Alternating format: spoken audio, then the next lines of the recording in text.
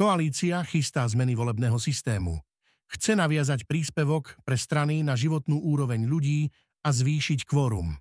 V krátkom čase prídem do Národnej rady s návrhom, aby sme v rámci koalície reagovali na to, že politickým stranám sú dnes vyplácané obrovské milióny, aby sme toto naviazali na stav životnej úrovne ľudí, povedal predseda Hlasu Matúš Šutaj Eštok v TA3.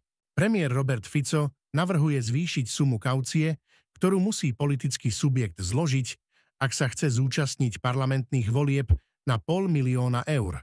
Premiér to posúva ešte ďalej, keď v Slovenskom rozhlase oznámil, že podľa neho by sa do Národnej rady mali dostať len strany, ktoré získajú aspoň 7% voličských hlasov.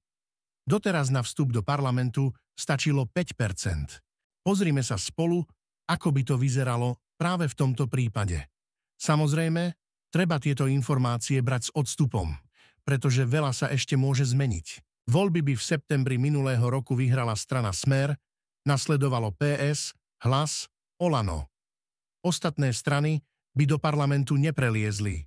Najpravdepodobnejšia koalícia by bol Smer a Hlas s veľmi pohodlnou väčšinou 87 mandátov. Ak by sa Hlas rozhodol ísť z PS, bolo by to 76, čo je ale veľmi nepravdepodobné. Ak by sa ale voľby konali v novembri, podľa posledného prieskumu by vznikol viac menej národný blok s ústavnou väčšinou.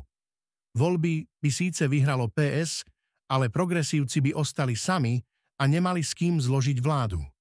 Koalícia Smer, Hlas a Republika by mali 97 mandátov. Neváhajte sa zapojiť do diskusie. Ak sa vám video páčilo, budeme radi, ak budete odoberať náš kanál. Politika denne